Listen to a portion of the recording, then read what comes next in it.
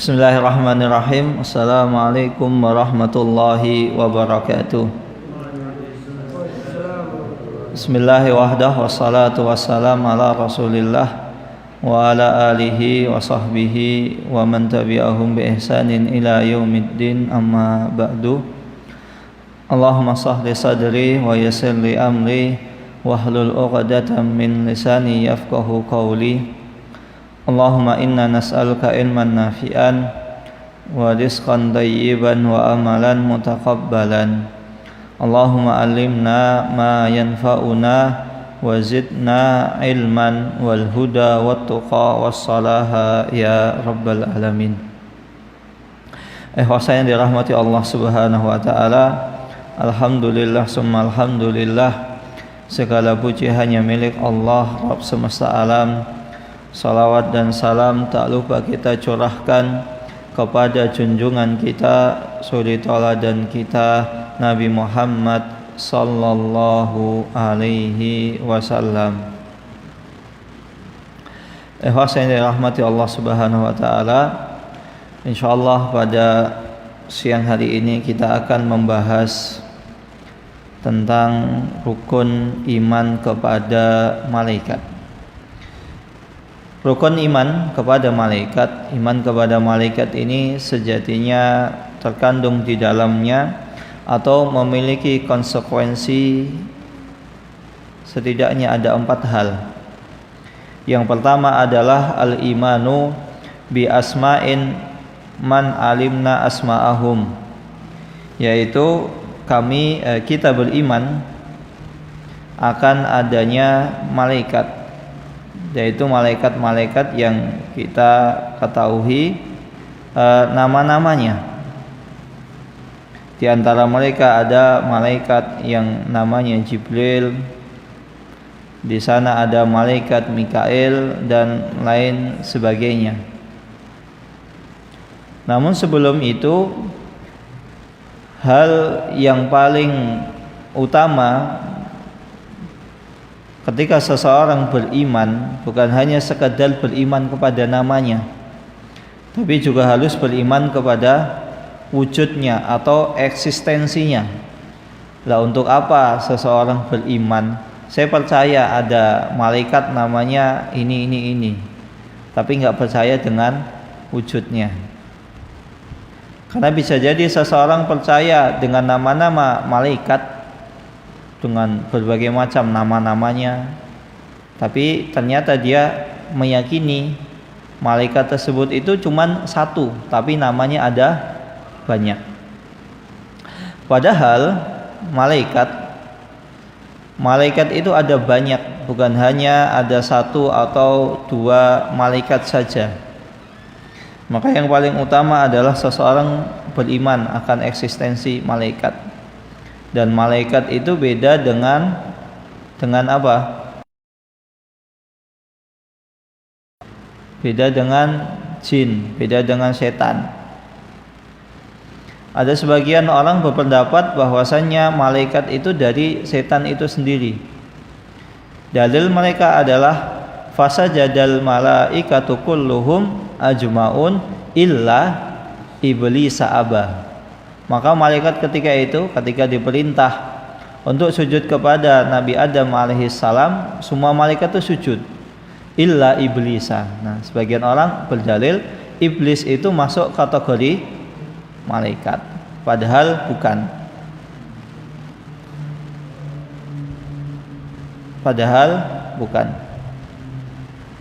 Sebagaimana semua santri berdiri kecuali misalnya siapa? Pak Bani. Pak Bani siapa? Bukan santri di sini. Pak Bani adalah pengurus. Dikecualikan.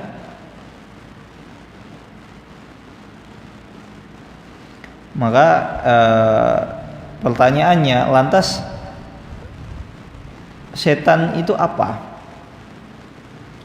Setan pertama beda dengan malaikat. Malaikat diciptakan dari cahaya, sedangkan syaitan diciptakan dari api.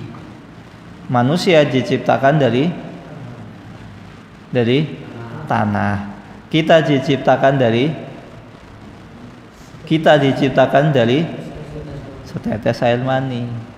Karena kita bukan Nabi Adam, kita anak keturunannya yang diciptakan oleh Allah Subhanahu wa Ta'ala.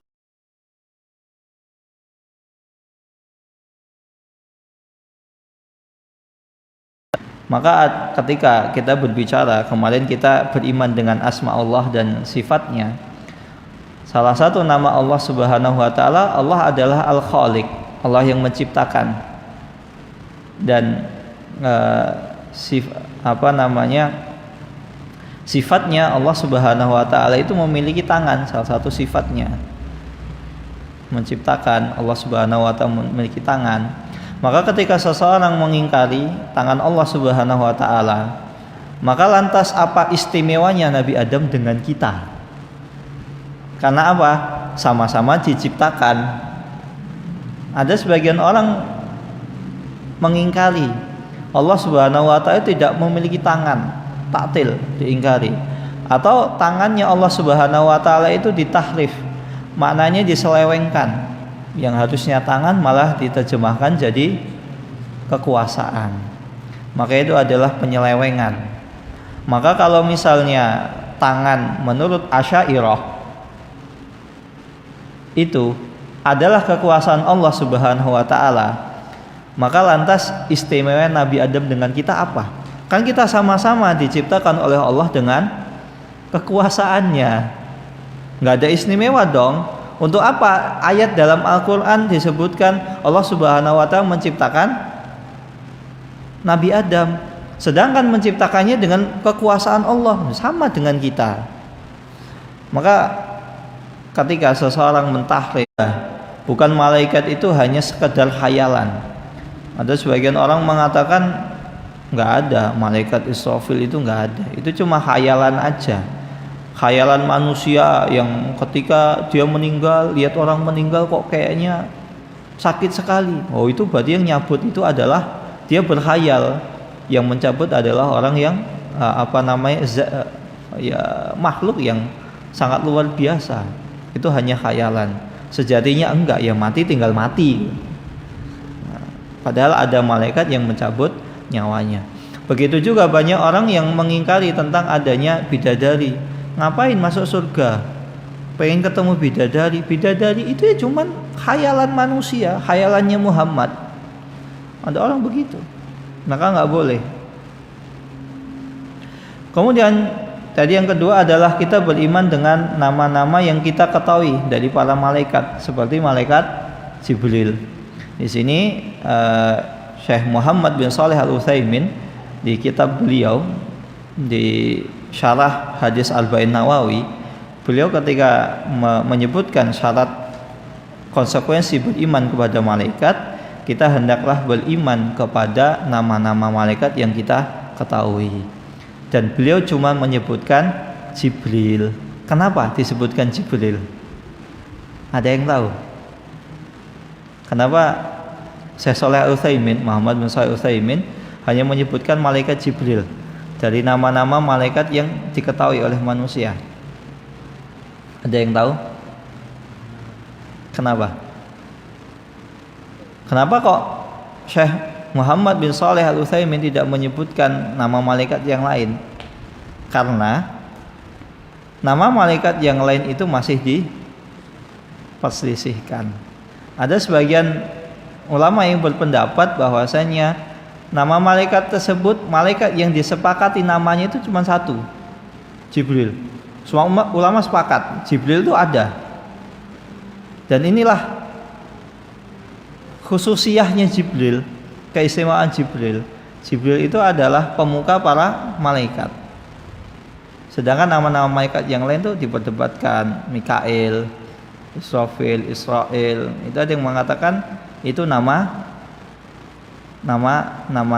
ya malaikat. Dari mana sumbernya? Dari kisah Israiliyat.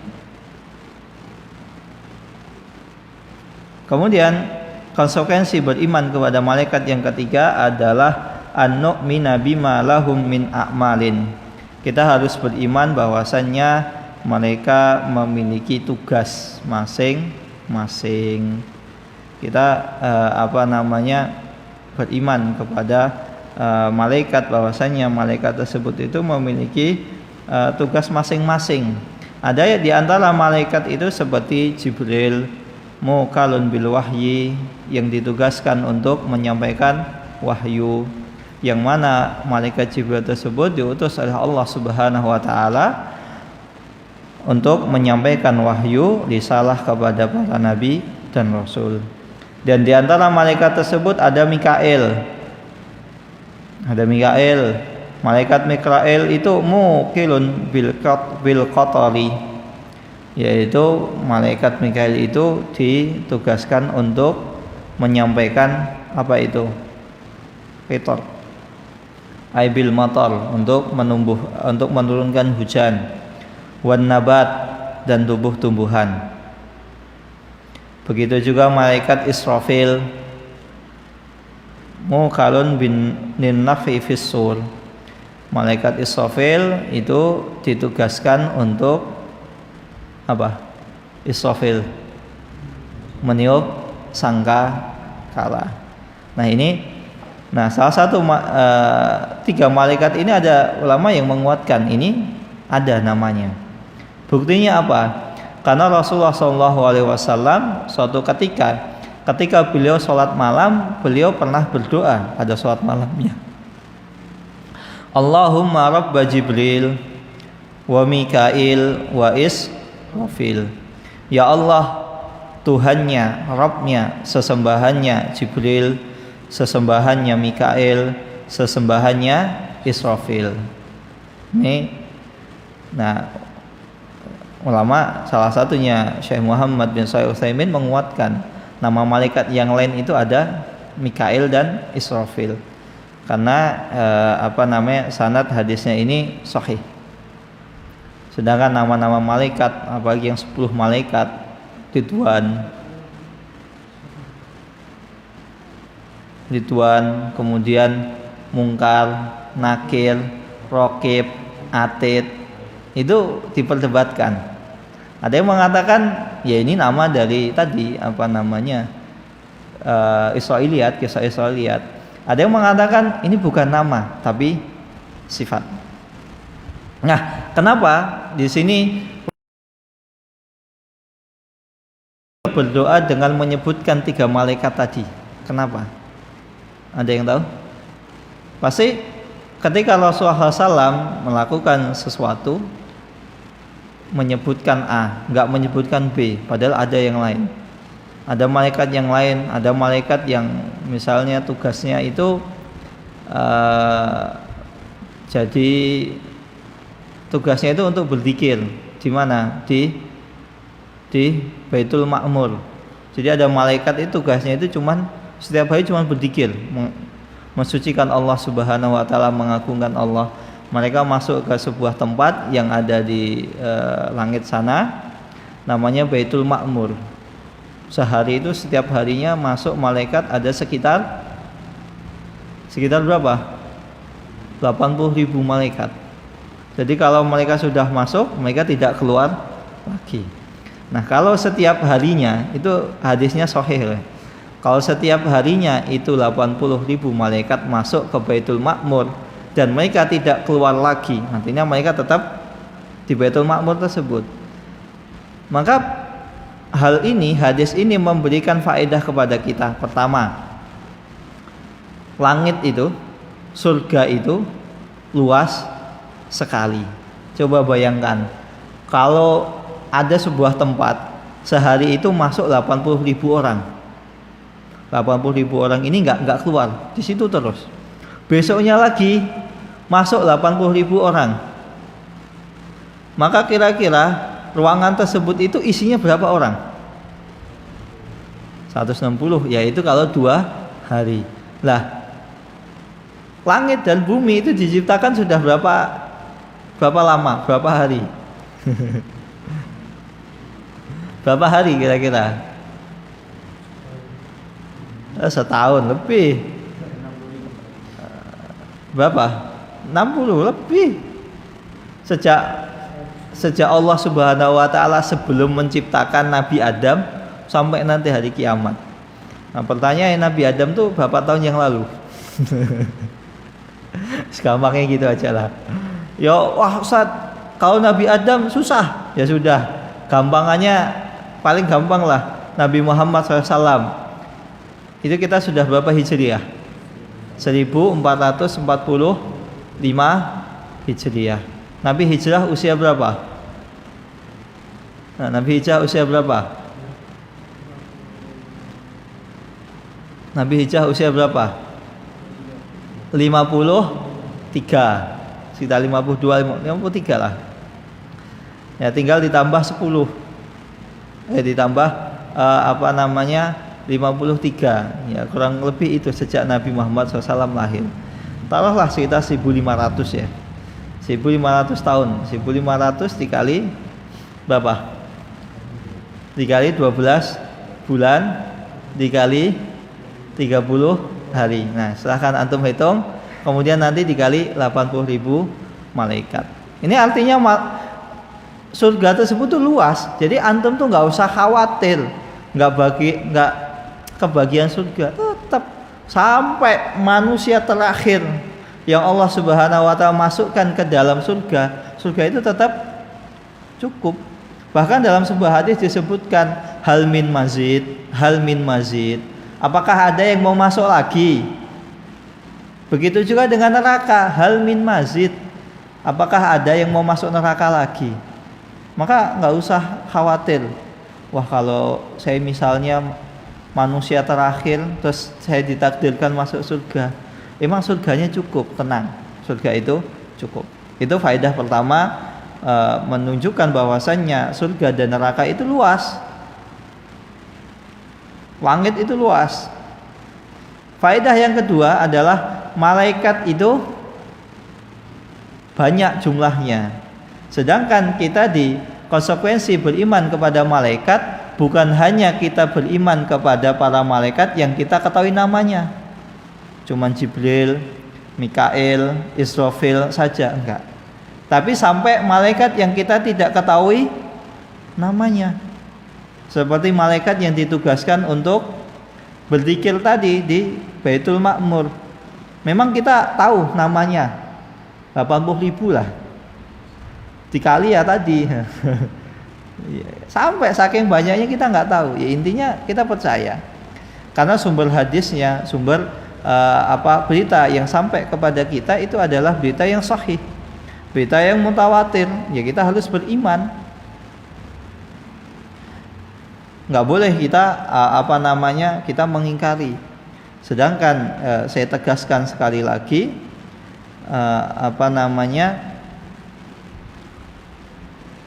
iman, rukun iman kepada rukun iman ini baik kepada Allah, malaikat, nabi dan rasul ini adalah satu kesatuan, satu paket.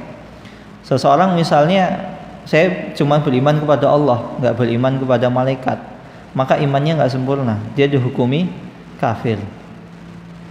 Buktinya apa? Buktinya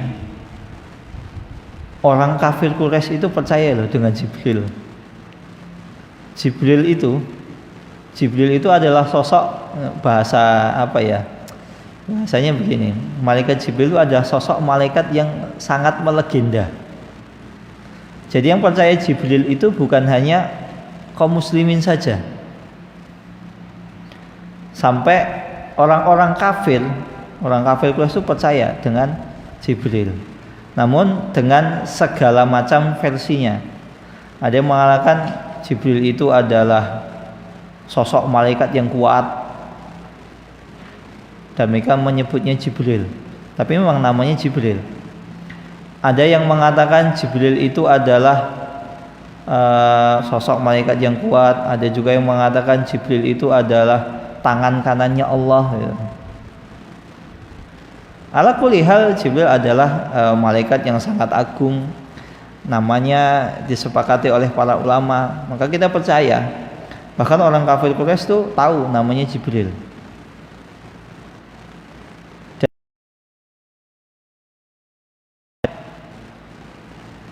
Mereka meyakininya. Salah satu buktinya adalah ketika Nabi Muhammad Shallallahu Alaihi Wasallam beliau hijrah, beliau bukan hijrah, beliau berdagang dari Mekah ke mana?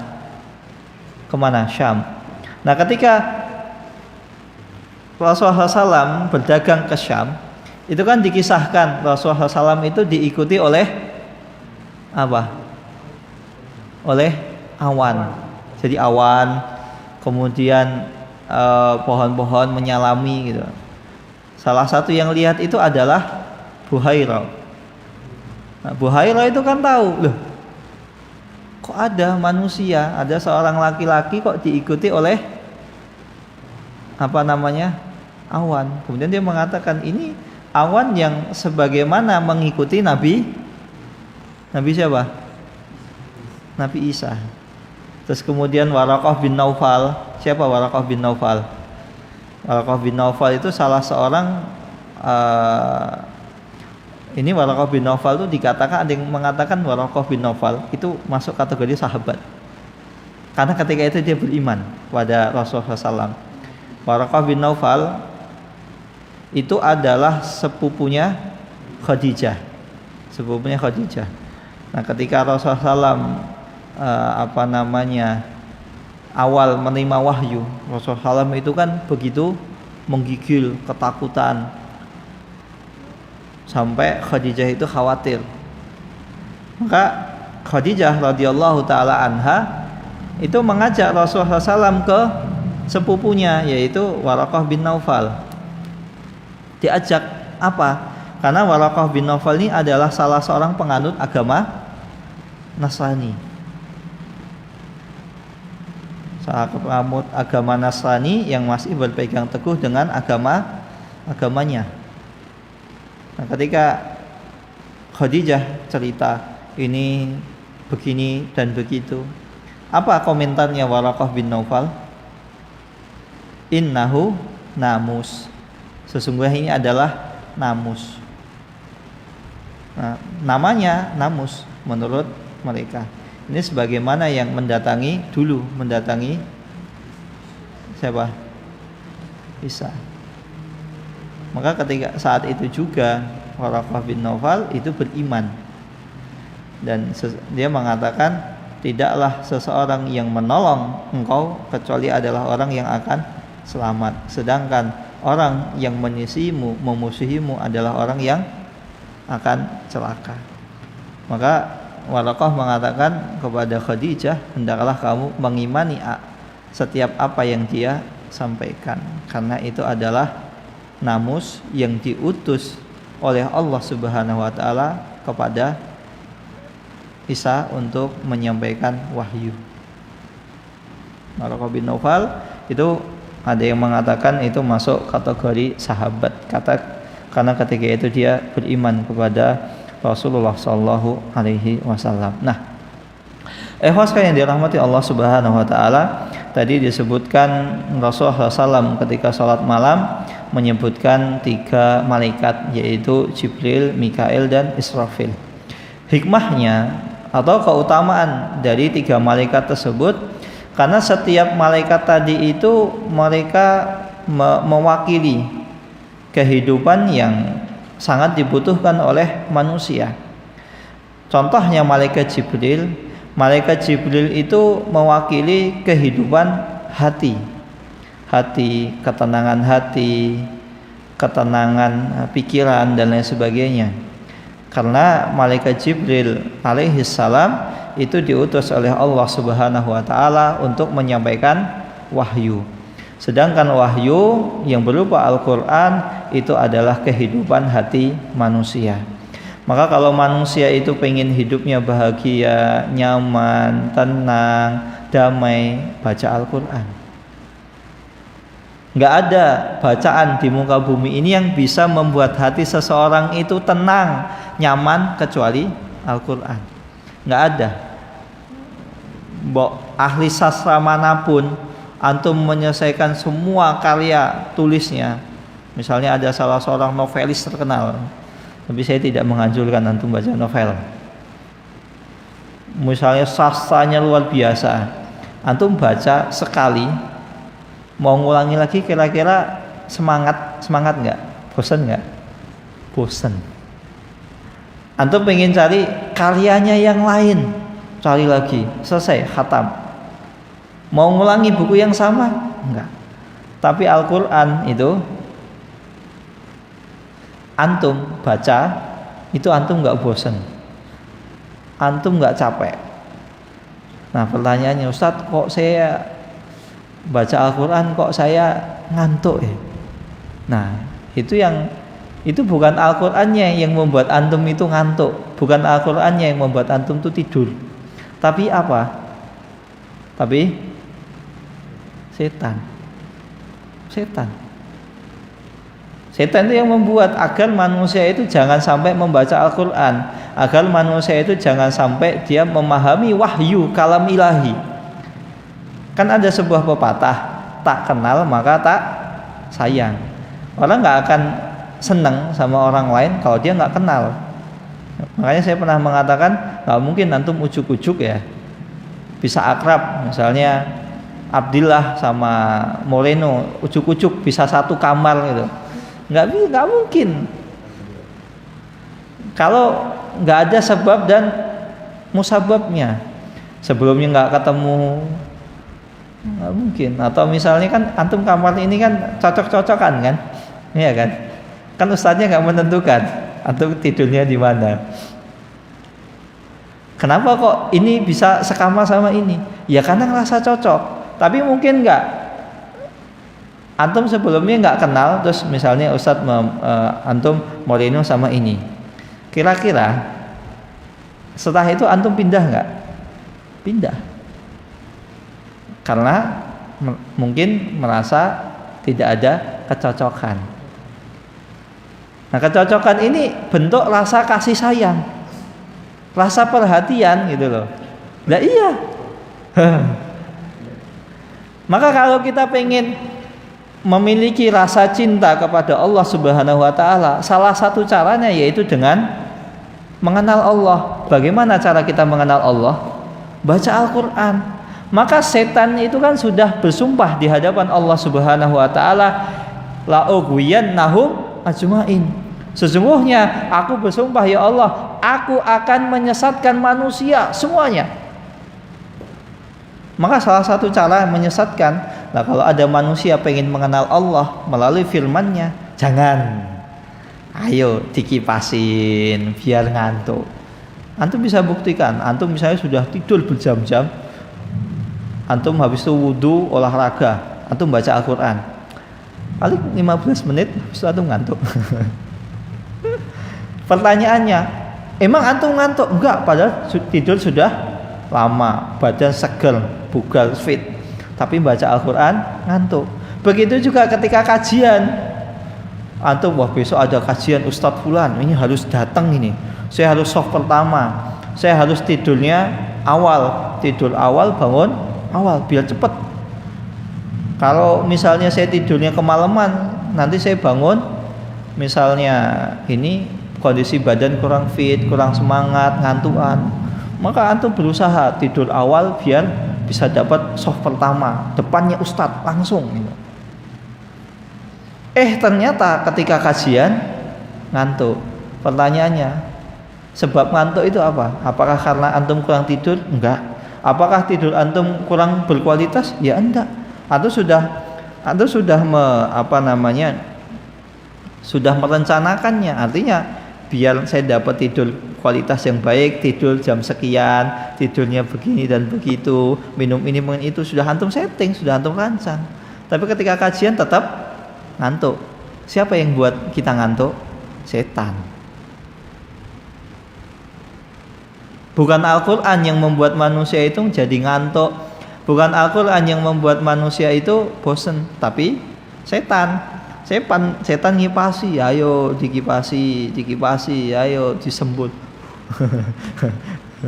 Biar ngantuk, ayo ngantuk. Maka Al-Quran itu tidak mungkin bisa membuat seseorang itu ya bosan. Nggak ada kisahnya orang baca Al-Quran itu bosan, nggak ada.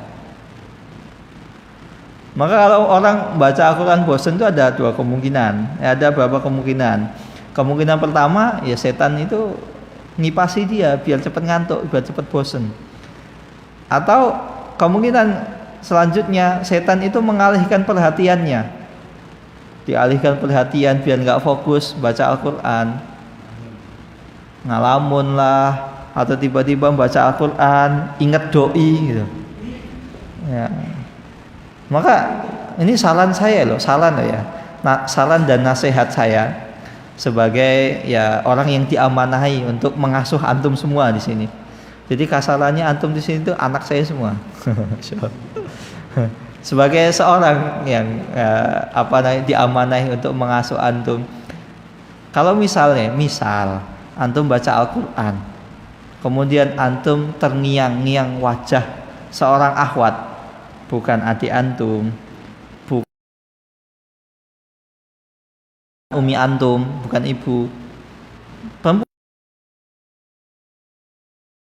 cepat antum nikah, karena itu sudah akut. Serius. Orang kalau sudah membaca Al-Quran, tiba-tiba mushafnya itu bukan tulisan Arab, tapi wajah fulanah, maka itu sudah salah. Asal antum konsekuen, asal antum amanah, antum selama 3 tahun tidak berhubungan dengan fulanah tadi, antum ya udah nggak masalah, nggak masalah. Anda punya kakak kelas itu ngelamar akhwat itu kelas 2 SMA, antum kelas berapa? Iya, Ilyas kelas 2 SMA Yas, sudah berani Yas.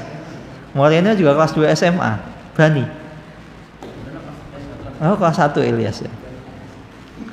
Jadi saya punya kakak kelas itu kisah ini tuh legenda beliau tuh.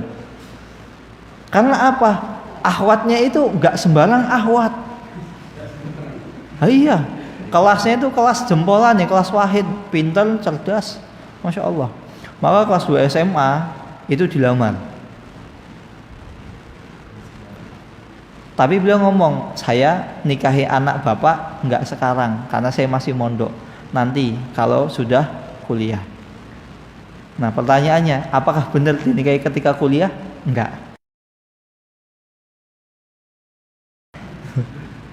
Tapi selama itu beliau amanah, artinya tidak pernah berhubungan dengan wanita tadi, akhwat tadi nggak pernah dihubungi. Ya udah, ya kayak perempuan ya, antara fulan dan fulanah itu ajnabi, bukan orang yang bukan mahram, ya harus menjaga jarak.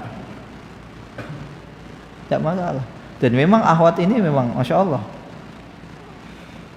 Itu akhwat ini itu ya, masya Allah ya, luar biasa loh.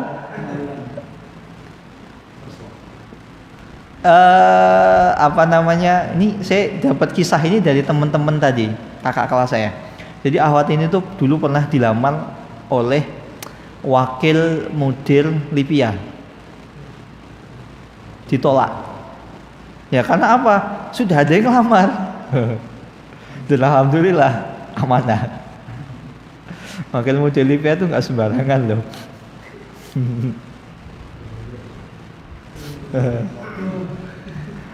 Makanya kalau antum ya, misalnya antum tuh salah, yang penting apa? Antum menyelamatkan masa depan antum dulu. Booking dulu nggak masalah.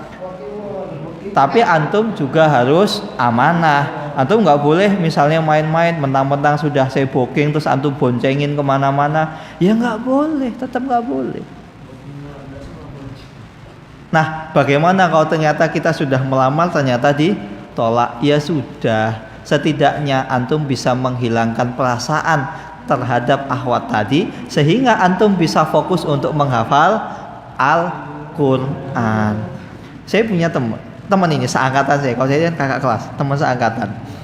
Beliau itu pernah melamar seorang akhwat. Itu sampai rela hujan-hujanan. Dan ternyata akhwatnya itu satu daerah, misalnya satu Sleman, sama-sama Sleman, tapi beliau misalnya di Catur Tunggal, akhwatnya itu ditempel, lumayan itu jauh itu. Ternyata nggak punya ketika itu motor di rumah itu dipakai semua. Akhirnya saking cintanya sama akhwat tersebut, Biar nggak kehilangan kesempatan, akhirnya ada sepeda itu ngontel. Untuk tahu ngontel ya? Dari Catur Tunggal sampai tempel, anggaplah. Tapi ini bukan di Jogja ya. Ini cuma sekedar contoh. Hujan-hujanan lagi. Sampai sana ternyata akhwatnya itu sudah dilamar orang lain. Sakit hati? Enggak. Setidaknya saya sudah memperjuangkan masa depan saya. Enggak apa-apa. Ditolak akhwat itu enggak masalah. Ya walaupun saya selama ini belum pernah ditolak ya. Alhamdulillah. Jadi saya tidak bisa cerita bagaimana rasanya ditolak seorang akhwat, saya nggak bisa. Alhamdulillah saya sekali ngelamar langsung diterima. Alhamdulillah. Kenapa kok bisa? Ya survei dulu gitu loh, survei dulu. Kira-kira kalau saya ngelamar tuh bakalan diterima atau ditolak? Kayaknya ini insya Allah ini 99% pasti diterima. Maju. Ya karena ya kecuali kalau antum punya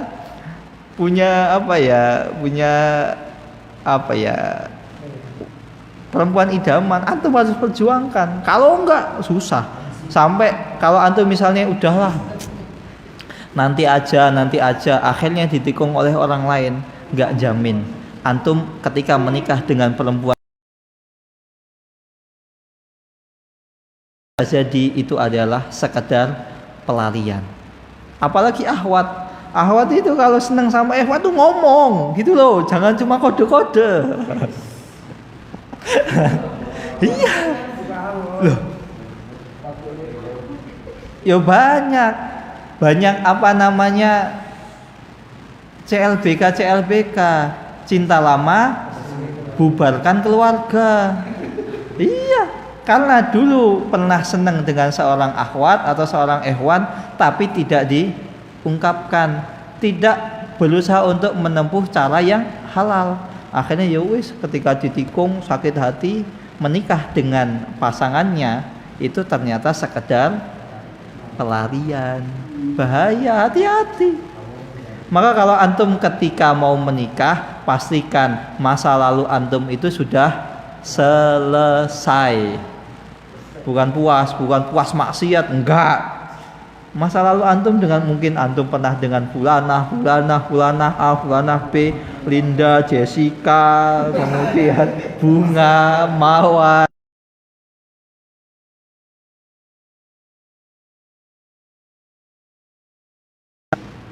Nah ini kok ini iman tentang malaikat ya, malah tentang cinta-cintaan ya, Masya Allah. Nah, ala kulli hal, konsekuensi seseorang, ringkasan dari kajian kita pada siang hari ini adalah iman kepada malaikat itu setidaknya memiliki 4 konsekuensi. Pertama, kita beriman tentang adanya atau eksistensi para malaikat, bahwasanya malaikat itu ada. Seseorang tidak boleh ingkar kepada satu di antara malaikat tersebut. Kemudian yang kedua, kita beriman kepada malaikat yang telah kita ketahui nama-namanya seperti Jibril. Adapun malaikat yang kita tidak ketahui namanya, entah itu malaikat siapa, seperti malaikat yang ditugaskan untuk berzikir di Baitul Ma'mur, maka kita mengimani mereka dengan cara global, mereka ada. Kemudian yang ketiga adalah kita beriman kepada sifat atau karakteristik mereka, tugas-tugas mereka. Misalnya Jibril itu dikisahkan Jibril itu memiliki 600 sayap ketika turun ke bumi. Ya kita imani, nggak usah dipikir 600 sayap itu kayak apa, capek antum. Nggak ada manfaatnya antum memikirkan hal tersebut. Yang ada manfaatnya antum cukup imani. Kemudian yang keempat adalah, konsekuensi yang keempat adalah kita beriman kepada tugas untuk menyampaikan wahyu. Kemudian Mikail ditugaskan untuk menyampaikan rizki. Rizki itu hayatul apa? Kehidupan apa? Kehidupan badan. Kemudian Israfil ditugaskan untuk meniupkan sangka kala. Artinya Israfil ini mewakili kehidupan apa? Kehidupan yang abadi, baik di dunia maupun di akhirat. Maka kita imani. Adapun sisa-sisanya tugas mereka apa? Pokoknya kita imani. Begitu. Wallahu taala alam bisawab. Ini yang bisa saya sampaikan. Ada pertanyaan di sini? Ilyas? Bilal? Nggak ada. Hizbul? Maafi. Silahkan Fauzil. Harut Marut itu ada yang mengatakan itu nama dari nama apa namanya Israfil. Tapi ada juga Malik bukan Israfil, nama dari kisah Bani Israel. Ada juga yang mengatakan Harut dan Marut ini malaikat. Apa itu Harut dan Marut? Harut dan Marut itu katanya adalah sifatnya. Sifatnya Harut, Marut yang ditugaskan sengaja untuk menjadi ujian manusia, menjadi fitnah. Jadi sifatnya itu membuat kekacauan. Tugasnya itu. Jadi Harut Marut itu sifat, bukan nama. Wallahu taala alam. Ada pertanyaan lagi? Jika tidak ada pertanyaan, kita tutup dengan doa qiyamatul majelis. Subhanakallahumma wa bihamdika asyhadu an la ilaha illa anta astaghfiruka wa atubu ilaik. Wassalamualaikum warahmatullahi wabarakatuh.